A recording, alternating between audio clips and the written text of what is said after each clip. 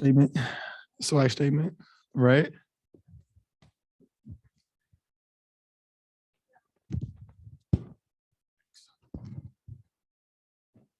Jordan, how do you feel physically? I mean, I know, you take pride in being out there no matter how you feel, but it looked like they put some big boys on you and they're trying to rough you up a little bit. How'd you come out of it? Stronger. Came out stronger. I'm okay. I mean, it's a long season. I want to say this is my first time playing a full season, but I feel really good. Did you feel all 82?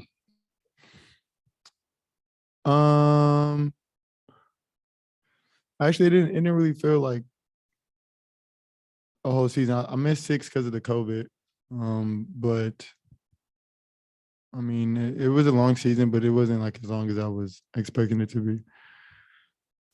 Jordan, when you look back on your time in the G League bubble, what do you think you got out of that experience, and how do you think it kind of maybe set the tone for the rest of your career? In terms of like basketball, yeah, like what did you learn during that experience? How did you expand your game? Like what did you get out of that experience, if anything? I mean, it was good to get reps. It was good to go down there and play. I mean, it was overall a good experience. We went on an 11-game winning streak. I mean, pretty much all it is to it. Jordan, you played a team, 5 games, and they adjust, you adjust. How much did you enjoy that as a thinker and somebody into strategy? How much fun was that element of it, like how they're attacking you and how they switch and how you got to respond? Yeah, it was a really cool experience. Really cool to be a part of, because we play in the regular season, you play one team and then you go on to the next scouting report really fast. So it's not like you can go super in depth with the scouting report. So now knowing that we get to see the team for potentially, 7 games or whatever it is, seeing the coverages change and find a ways to counter that, just as a student of the game, it's really fun to be a part of it, experience it, and then just find ways to, get around it. It was cool. It kind of reminded me of the 2K series me and my brother play. The one of the anomalies of that series was the amount of free throws you and Steph missed. Like, was something Kevon said something was wrong with the ball in the rim. Would you confirm that or no? Yeah, we thought it was something when we played in Denver. The rim felt like it was shifted to the right a little bit. Our first game, we didn't mention it until after the first game. But I mean, obviously that isn't, like an excuse or anything. But we thought it was a little bit off. And then they had just came in and fixed it during the shoot around there. Is it weird to see Steph miss multiple free throws like that? Definitely. Definitely. Jordan, this is questions out of left field a little bit. I've been wanting to ask you for a while. So I've noticed you have a pretty extensive sneaker collection. Seem like a Kobe guy. Right. And I also noticed you usually wear different sneakers during the pregame warmup from when you're playing. I guess, why is that? And what goes behind the decisions of what type of sneakers you're going to wear that day and all that? So when I play, I normally find a pair of shoes that I'm that are really comfortable. I don't like to switch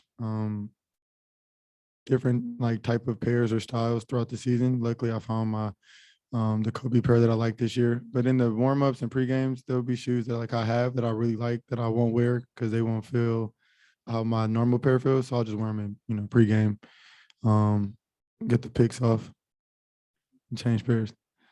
Yeah. What were those that you were wearing pre-game last one? They look like Kobe's and really colorful. The yellow ones, the Kobe ADs. One of them said they came out probably a couple years ago. Those are the only pair like that though. They were a sample, so yeah, I ain't seen those. Huh? I was searching the net. I couldn't find them. You like those? No, yeah, those are the only pair. No flex. This was your first playoff series, and obviously the postseason is different than the regular season. What was the biggest thing you learned, or the biggest difference that you noticed from this first series? I personally knew coming in that the details mattered a lot, but you really get to see how under a microscope they are, whether it's a turnover leading to like a transition basket, or if it's a foul that's stopping the momentum of the game. Little small things like that play a huge part in which way the rhythm swings or, what team gets momentum. So trying to limit the mistakes as much as possible. And then obviously those are highlighted if you do make the mistakes.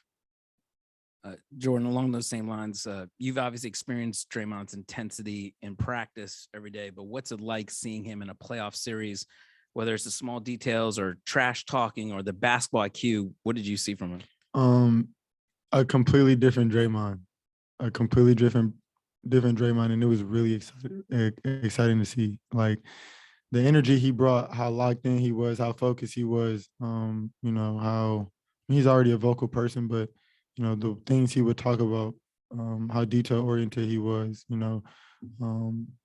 His leadership, the way he would move people around, get us into positions. He was just engaged all 48 every single game, and it's really fun to be a part of. Especially with the guys who've been here before, and they've been in a run and won championships. They know exactly what it takes, and being able to see him turn it up, not even one notch, but a couple notches was. It was amazing to see as a basketball fan, but even better to see as a teammate. Does the trash talking even go up a couple notches? Like with him, I mean, I would assume so. I haven't really heard, anything too crazy as I've been on the court with them. But I just think the energy and everybody's kind of, in the fight and everybody's engaged and has something to say, and got the whole Russell and Bustle vibe going on. So, have I heard him step up to trash talking? Maybe, potentially, but we'll see. This pretty sure he'll pick it up, for the rest of the playoffs. Jordan, one of my favorite things to watch in the playoffs is at the end of the series, the two teams, and you kind of see the relationships and all that stuff. And I know you've been watching playoff basketball all your life. Yeah. What was that like to experience that? I saw a lot of people like coming up to you, and you went against Bones for 5 games and all that. What was just that like the first time going through that? It's really cool to be a part of, just because still at the end of the day, there's only 450 NBA players. So like it's a small number, and we're as hard as we go out there and compete and are going our hardest at each other. Like you can tell that at the end of a series, just the respect that people have for each other, and the things that they've learned, and it's something that you may see in game 1 or game 2, and you won't say nothing until the series is over with, and I don't know, it was just really cool to be a part of, and it was special, and guys say what they say at the end, and keep it pushing, but it was pretty cool. Couple on Zoom real quick. Mark Haynes, go ahead. Hey JP, now that you're done with your first, you got your first round series win. Was it everything you expected it to be? And do you think this series made you better for the next round? In terms of everything that I expected it to be, I really didn't come in with any expectations. I didn't know what to expect because it's my first time being here. But I did learn a lot, and I definitely feel like I've gained a lot of knowledge within the games that we just played in this first round. Definitely can add to my game. Learned a lot about my teammates, the other players. But it was definitely exciting, and I'm definitely glad to have that first series under my belt. Right. Christos, go ahead. JP, speaking about your game, what would you like to carry over in the next round? About your effort, about your approach, everything about your game. I mean, I'll just continue to do the same thing that I've been doing, all year.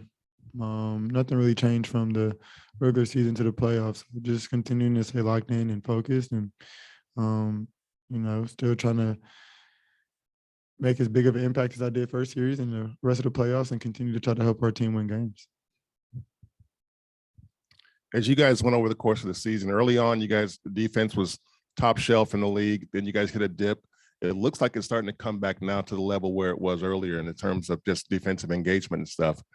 How does the fact that you guys play so many different defenses, how does that impact just the overall quality of defense over the course of the season? I mean, seeing zone, man, switch, box, triangle, whatever. We feel like it's really good to have in our arsenal, being able to switch up so many different defenses just because we can throw different coverages at the offense. It may not be perfect at times, but the more practice and experience that we have, whether it's in actual practice or in games that we get, makes it easier for us down the line. But just peaking at the right time, offensively, defensively as a team, and I feel like we have a lot of momentum going forward, and it's really going to benefit us. And in what ways does Mike Brown challenge you guys on defense? I mean, like what you mean? Well, I mean, guys talk about the way he critiques like video, about the things that he emphasizes and those kind of things. Yeah, he's extremely meticulous when it comes to specific details, especially on the defensive end, and he doesn't let anything slide. He points stuff out, but he also does a really good job of asking the players, and especially like Draymond and the vets, Andre, Steph, what they think will work best, because they've seen some of these coverages or have been in these situations before. So he's extremely proactive, and his communication is top notch. So being able to have him kind of run the show on the defensive end is amazing. Right. Last one, Maria, go ahead. Hi, Jordan. Hope you're well. You were just emphasizing the word learning. So I would like to know, what have you learned from two of the most elite shooters the league has in Steph and Clay?